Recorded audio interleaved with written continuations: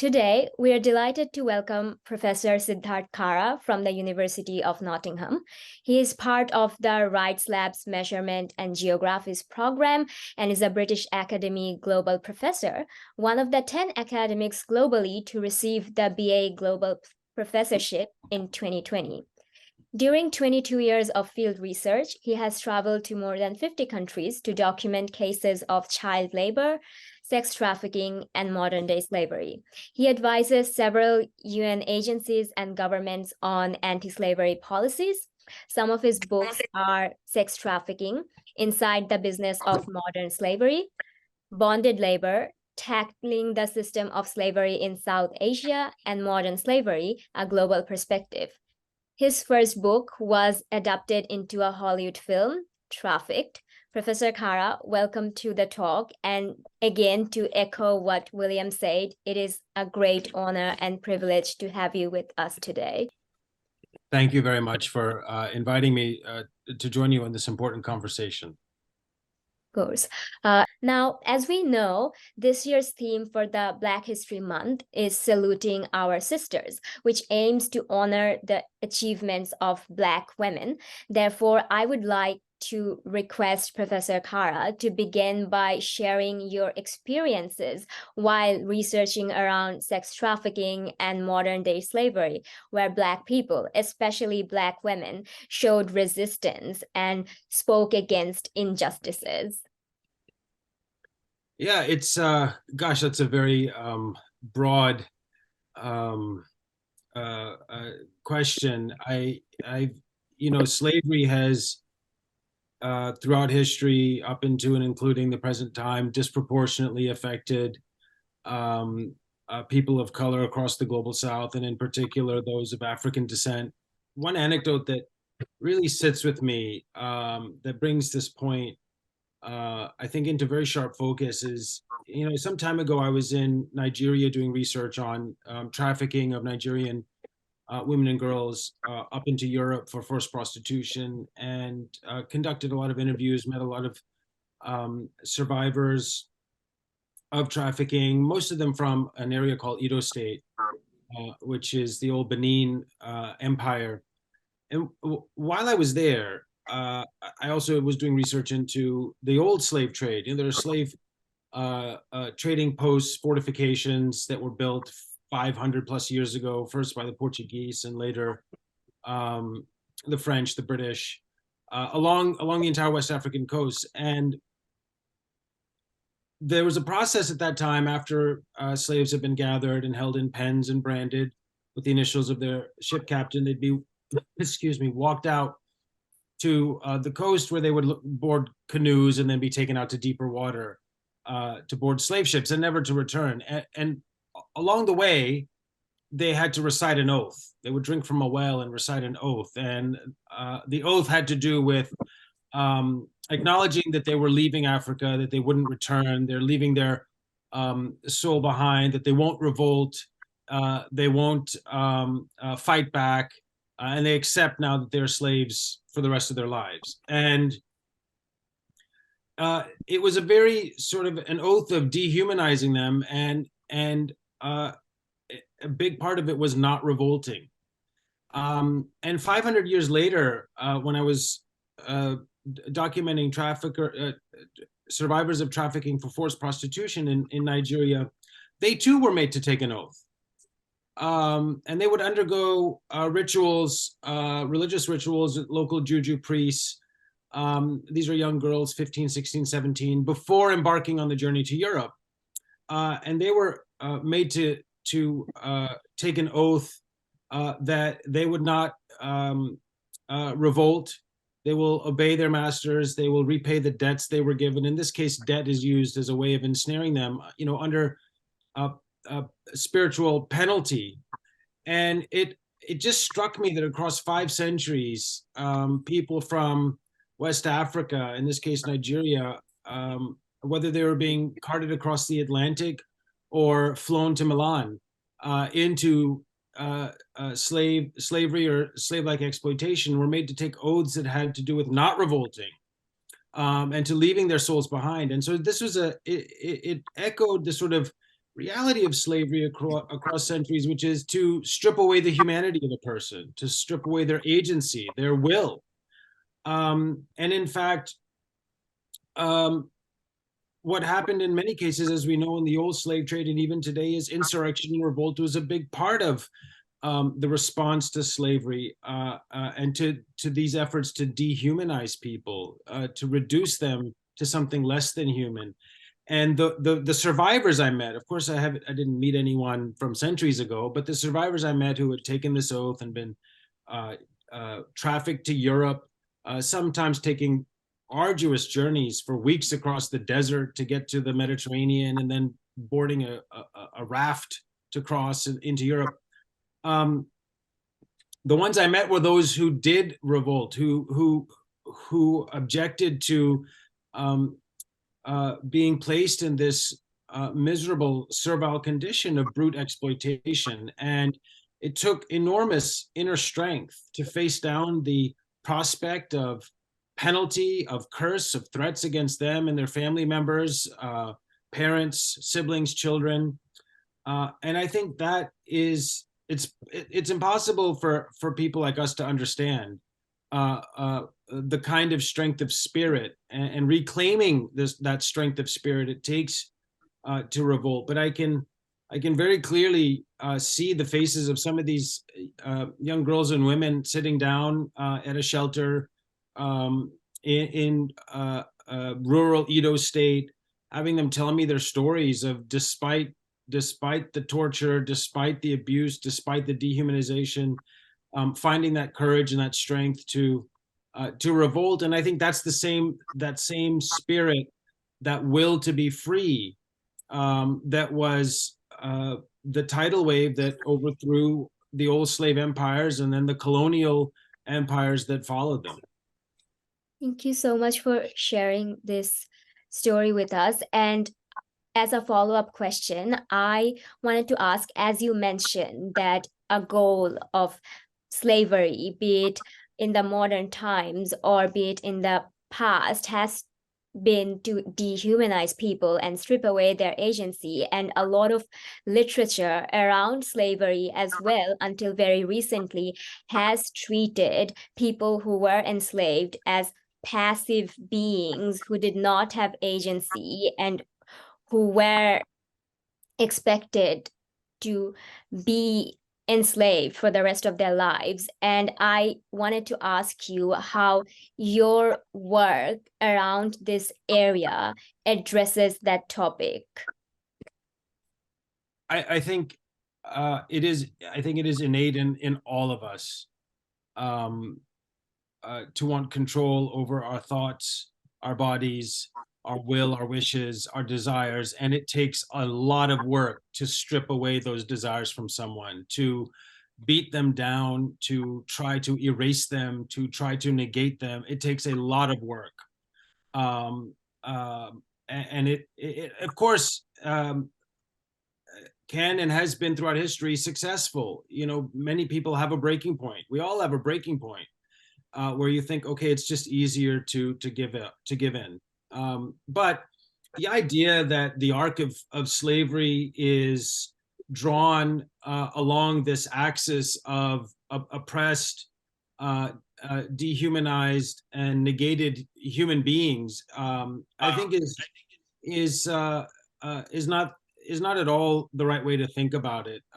At every moment, at every available moment, people are looking for a way to be free. I mean, the greatest fear of any slave ship captain back then was insurrection. You know, that's why they separated the adult men from the women and boys, and made sure that men in particular were more restrained, more shackled, tried to arrest communication, had people standing guard with bayonets. You know, those ships had something in the middle called a barricade, you know, where when slaves were brought out for fresh air and meals and all, they were kept on one side, and then there was literally a physical barricade that was built on it on every guinea ship, as they were called, and the crew and usually women and children were on the other side. I mean, that's for the entire Middle Passage. That's evidence of the idea that, you know, the will to be free is more powerful than every tool of oppression that has been devised or dreamt up. And the same is true today, to try and erase a person's agency and humanity. And that's oftentimes why traffickers start with children, where it's easier to sort of strip away a person's inner strength. When you start with a child who's already weak or vulnerable, and that's why child labor and child trafficking are often the first step into a life of being subjected to trafficking and servile labor exploitation. The average age of entry into commercial sex work is 14, 15 years old. And so that tells you a lot about, this idea of the necessity of stripping away a person's free will and agency in order to extract servile labor from them for economic advantage, for profit. But history is every page that's been written, every word that's been written about slavery, in the gaps and often unacknowledged and unrecognized, is the human will to be free. It's always more powerful than the most potent effort to oppress. That's why slavery ultimately failed. That's why colonialism ultimately failed. And it wasn't, these empires weren't overthrown through violence. Mahatma Gandhi took on the most powerful empire,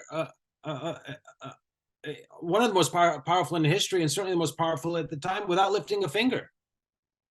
It was just force of will, a refusal to be erased. And that element of the human spirit is more powerful than any tool. And it's always there. It's always been there. Even if we cast the objects of slavery as somehow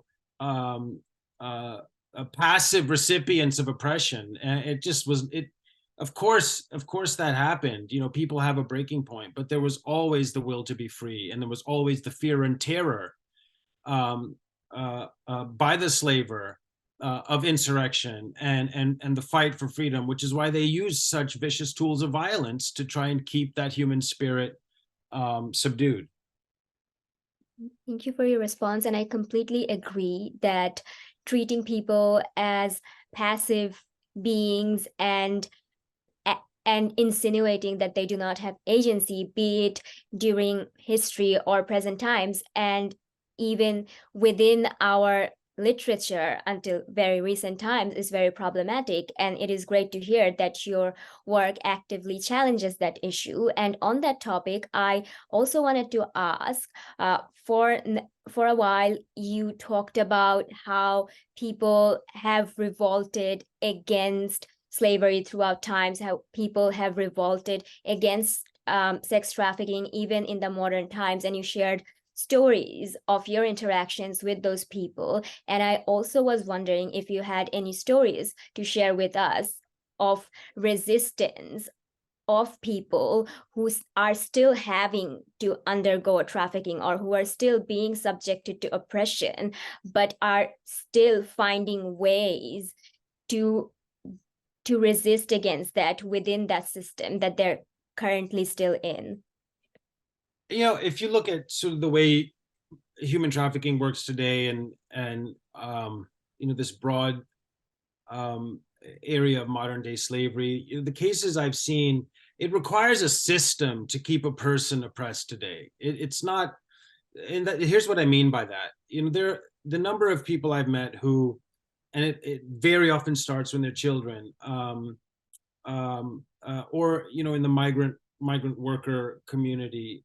Once a person is trafficked, and it's usually under false pretenses of, maybe there's a good job waiting at the other end of this journey, or whatever it might be, help with migration out of a conflict area or a catastrophe zone, people who are in the midst of distress migration.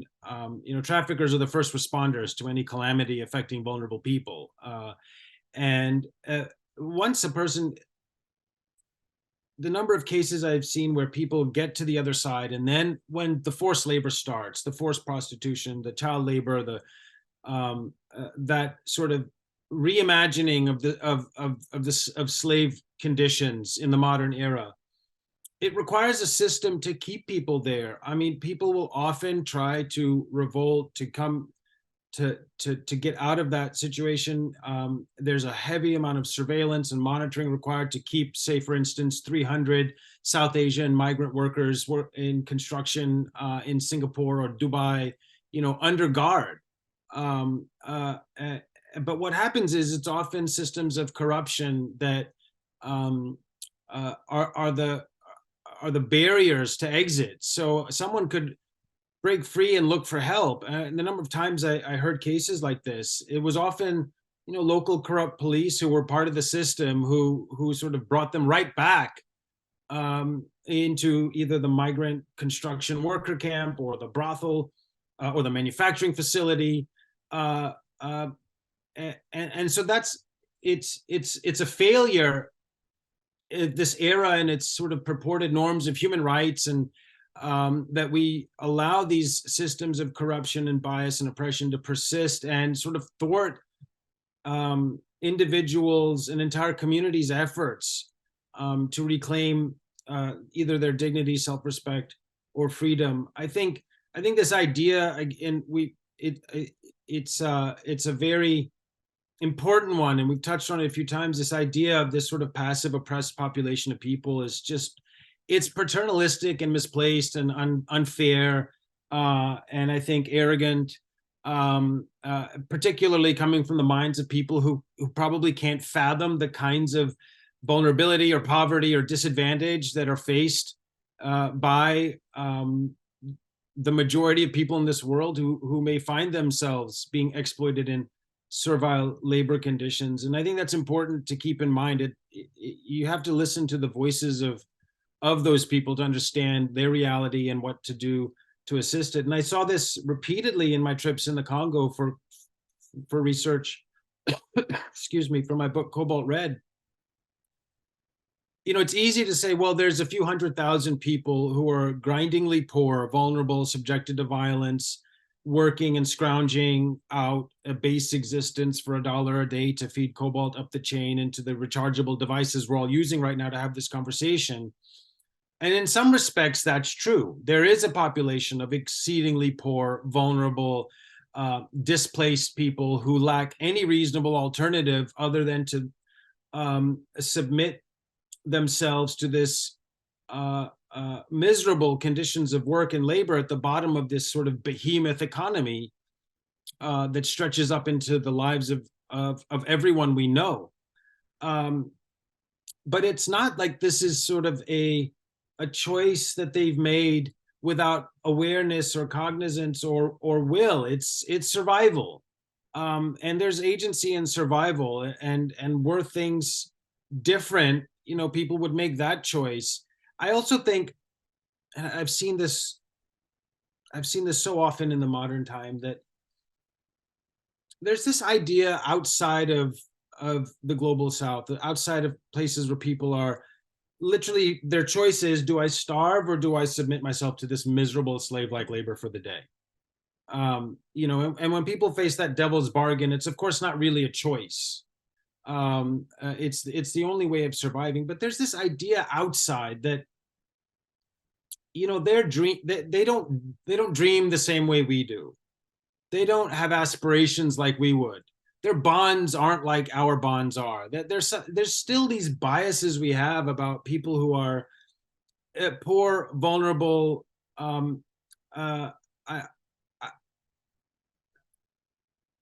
This notion that still goes back to this centuries-old idea that there's something less. Their humanity is lesser than ours, and therefore they don't dream and desire and hope the same way we do. And in fact, the opposite is true. Their bonds are every bit, if not more precious than ours are, because they come with, they're so fragile and frail, and they require so much effort to maintain, meaning it takes me an enormous amount of effort and work and suffering and misery to make sure my children eat today. None of us have to experience that. But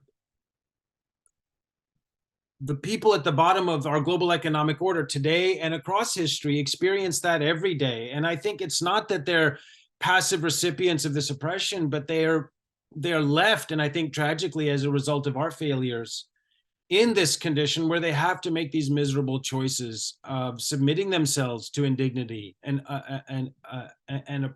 oppressive conditions of work just to survive. To me, that's a choice of extreme power, and we should see it that way, and then do what we need to do to bring some more equity and justice to the structure of an economy that still preys on the most vulnerable people across the global South.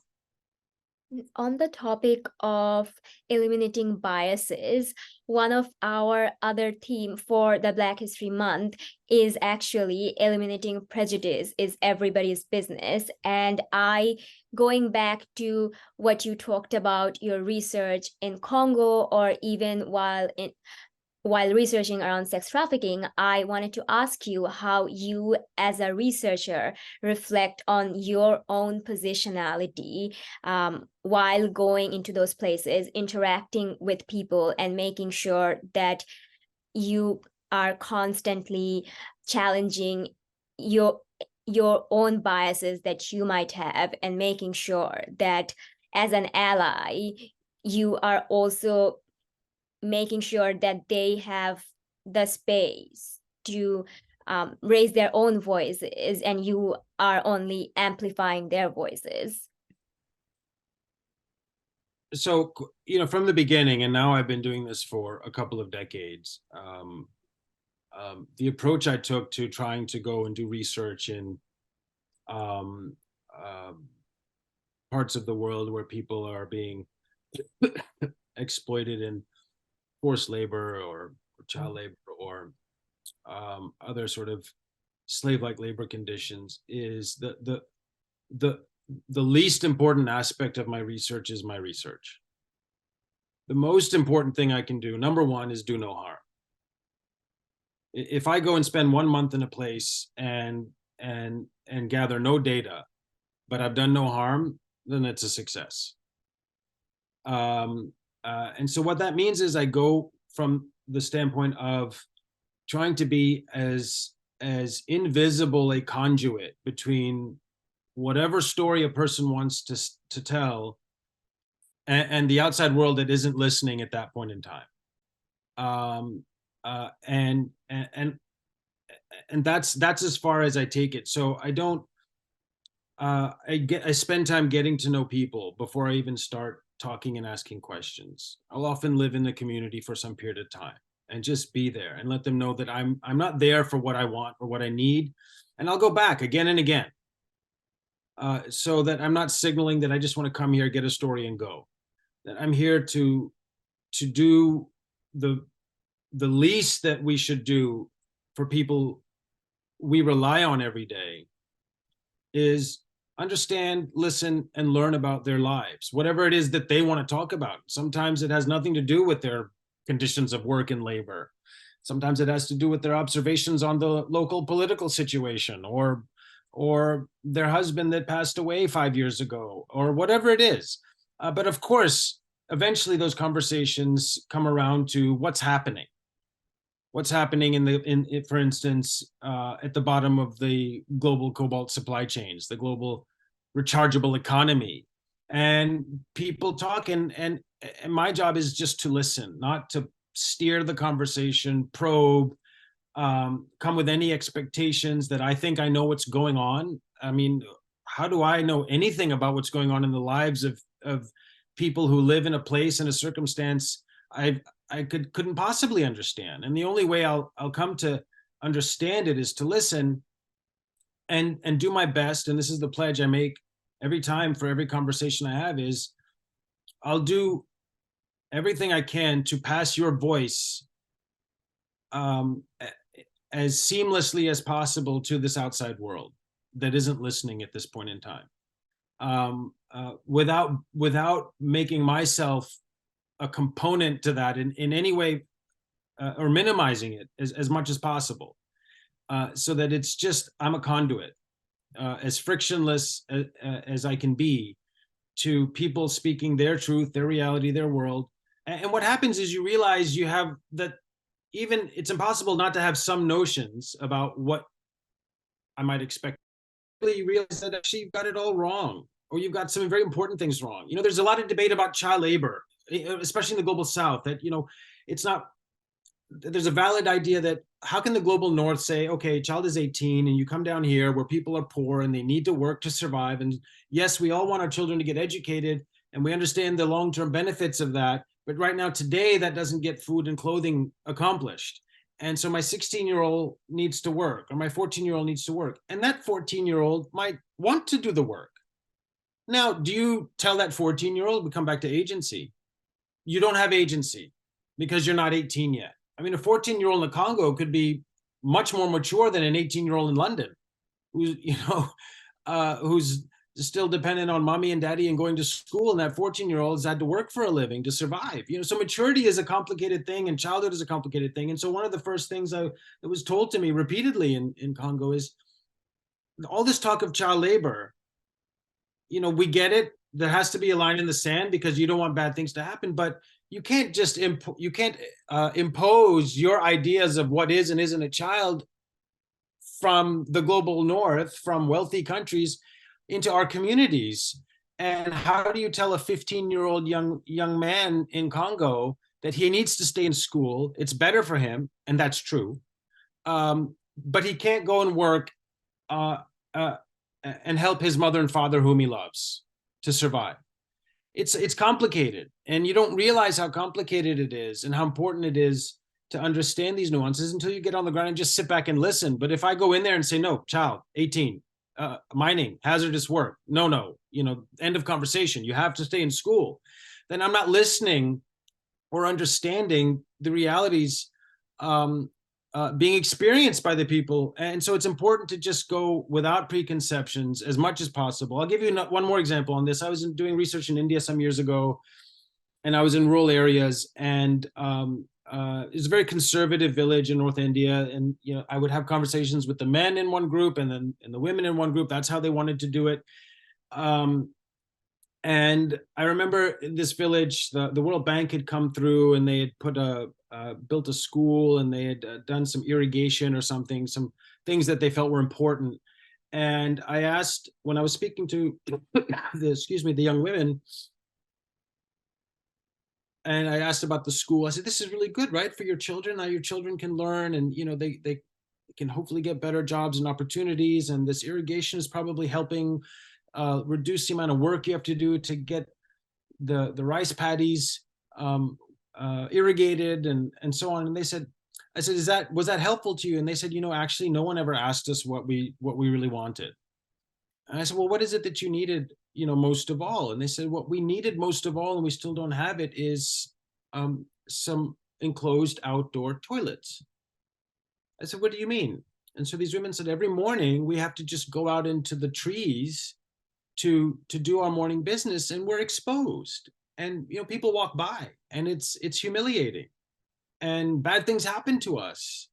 And we just, more than the school, which, yes, we know that's important for our children. I'll just right now today, excuse me, we just wanted an enclosed toilet, and had the people from the World Bank, I'm not picking on the World Bank, it's just have people stop to sit and listen without coming in with these ideas of what people need, and just listen to what they say they need. You'd get to the school and the irrigation and all of that eventually, and maybe the brick hut instead of the straw hut. But right then and there, something as simple as basic dignity of being able to go to the bathroom privately was what they most wanted.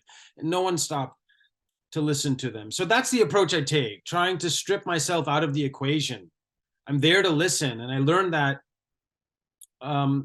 as a young person, when I started a project as an undergraduate to go to refugee camps in the former Yugoslavia. And I had all these ideas as a college student about what I was going to do in that refugee camp and how I was going to make a big difference.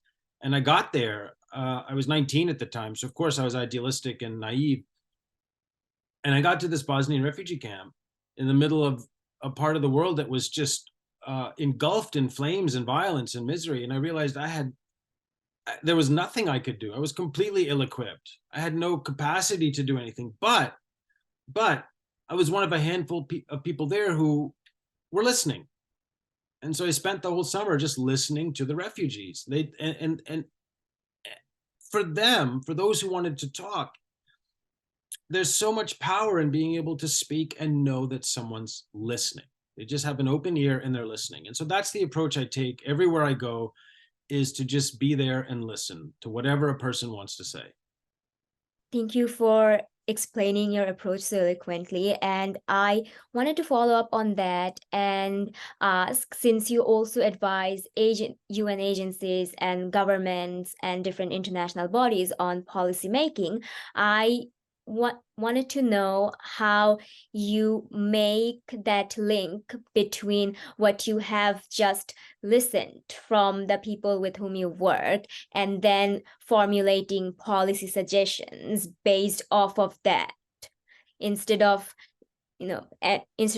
trying to impose your own preconceptions, as you mentioned, which would be highly problematic. And I was wondering if you could share your approach with us. Yeah, for me, policy has to come from the ground up. I mean, it's a fruitless exercise to craft policy without listening to the people who you're supposedly trying to help. It's actually, frustrating at times that many of the aid agencies or UN agencies, all of whom are doing crucial and important work, don't sufficiently incorporate the voices of the people they're supposedly trying to help, or crafting policy informed by the voices of the people they're trying to impact. I mean, I've been to conferences, OECD conferences, UN agency conferences on the mining sector, on the extractive industry. I mean, people now see, and I think Cobalt Red has certainly elevated the conversation around the damage that's being done across the global south to feed into our rechargeable lives and our transition to battery powered vehicles. We've charged forward with policies that are pushing this transition from internal combustion engines to electric vehicles. Important and aggressive policies. We've charged forward so fast we didn't stop to look, are we trampling on anybody or along the way? And we were, and they were screaming out, but no one was listening. And I think that's starting to change. But I've been to these many conferences, as I mentioned, and there's not a single person from the Congo working in a Congolese artisanal cobalt mine at the table. They're not invited. They're not there, and they should be. Because they know what they need, and it's a fruitless exercise. Actually, it's just a self-replicating exercise for policymakers to craft policy without incorporating the voices of the people they're trying to impact. And what do I mean by that? I mean, people have jobs and they keep their jobs and they maintain their jobs and their agencies and their paycheck by sitting around crafting policy. And that's the sum of it. And sometimes it's helpful and sometimes it's completely off mark. And there's this entire industry of people around the world helping other people around the world without talking to them. And that has to change. It has to change radically. And that's how, so when I'm involved, if I'm included or invited, that's my number one statement. I can tell you what people have told me, but even then you should be talking with them. And if you need to be in touch, for instance, with artisanal miners in the Congo, if you want to invite some of them to the table, I can help with that. But they should be at the table. There was this idea that was being floated around at one point. One of the big things that drives child labor in cobalt mines is the inability of families to pay for school fees, elementary school fees. Now, school is supposed to be free up to the age of 18 in Congo, but it's not. There's not enough budget for mysterious reasons. And so parents have to pay $5 or $6 a month school fees. Now imagine that, not being able to afford $5 or $6 a month to keep your children in school. And so, by the time they're old enough to start scrounging and digging, age 9, 10, 11, 12, they start working, because then they can earn 50 cents or $1 a day. And so there was this policy floated at one of these conferences. Well, let's do cash transfers to parents to pay for school fees. And we'll set up a mechanism so that they can we make sure children are in fact going to school, and there's some reporting done, and maybe that will alleviate some of the levels of child labor. And it never went beyond the conversation stage, but if it had, I remember going to the Congo and just floating this idea to some of the people in mining communities. I was at a conference in Geneva, and people were talking about this. Would this help? Would this help reduce child labor? Would you keep your children in school and all that? And the answer I got back, and it didn't occur to me until I spoke to them, and it certainly didn't occur to anyone that was at the table floating this idea, was it's not just the school fees, but we that money that they earn digging also is the 2 meals for the day. So we can keep them in school, but then after school, they'll have to go work because otherwise we just can't eat. The school doesn't provide meals and we won't have enough food. So they'll have to go to school and then still work. So it needs to be school fees plus 2 meals a day, which is like $1 or something extra.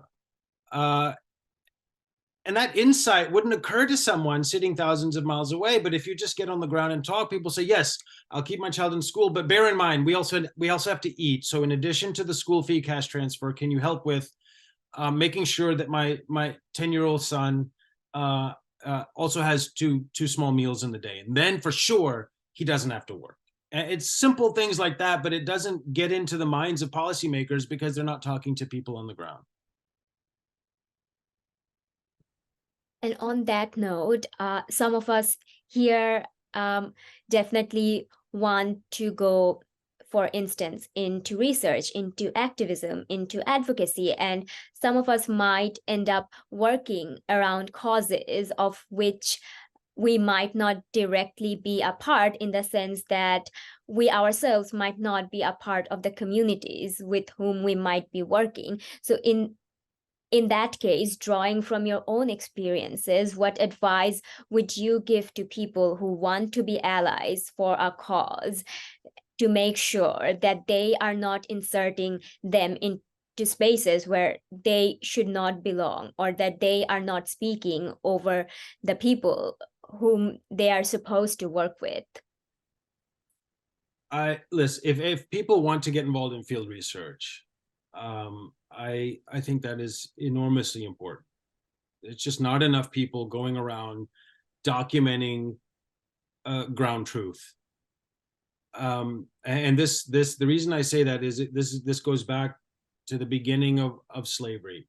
There was stories told at the top of the chain 500 years ago about the slave trade.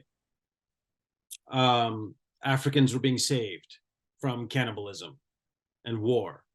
When we load them on the ships, we're saving them. And the crossing is very pleasant. They have ample room and enjoy cordials on deck and play games of chance. And when they get to Jamaica or Barbados or whatever, they work in pleasing conditions and earn a wage and have a dignified life that they never would have had in Africa. This is the story that was told at the top of the chain. And people had to go and find the ground truth. They had to get the truth.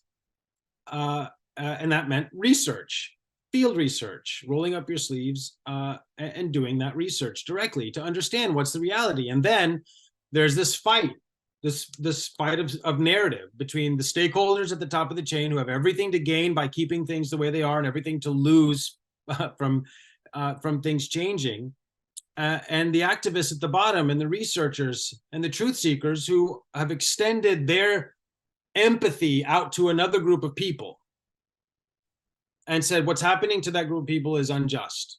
And it's their ability to maintain that empathy extension and to persevere and to keep pushing the truth that ultimately leads to social change. And the same thing is happening today. Stakeholders at the top of the global economic order will tell you our supply chains are audited. We have, all the best auditing firms in the world, and they're independent and 100% certified, and everyone's human rights are maintained, and mining is done sustainably, and there's no child labor involved in our garment factories, and on down the list. It's all, they'll tell you that story. And then researchers or civil society, NGOs, journalists, whoever it is, will get on the ground, and there's a completely different truth at the bottom, where you realize none of what they're saying is true. And so now you have, again, that battle of stories.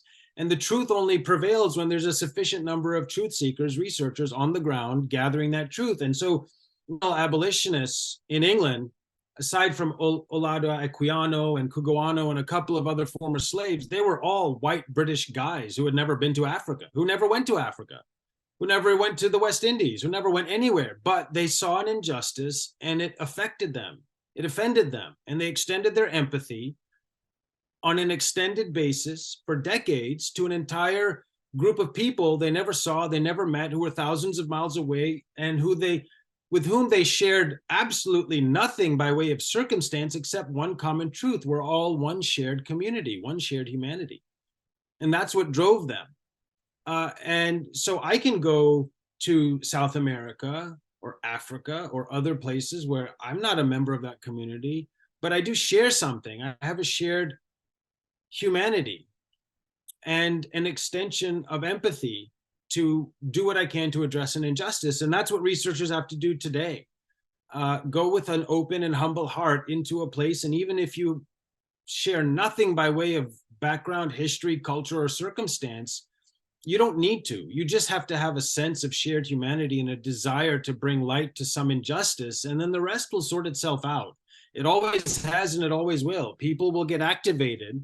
And eventually some group of champions, when they learn of this injustice, rises to the surface and then drags the rest of humanity forward with their force of will to set the injustice right. That's always how it's been. And so our job as researchers is to bring that truth out into the world, and then the rest takes care of itself.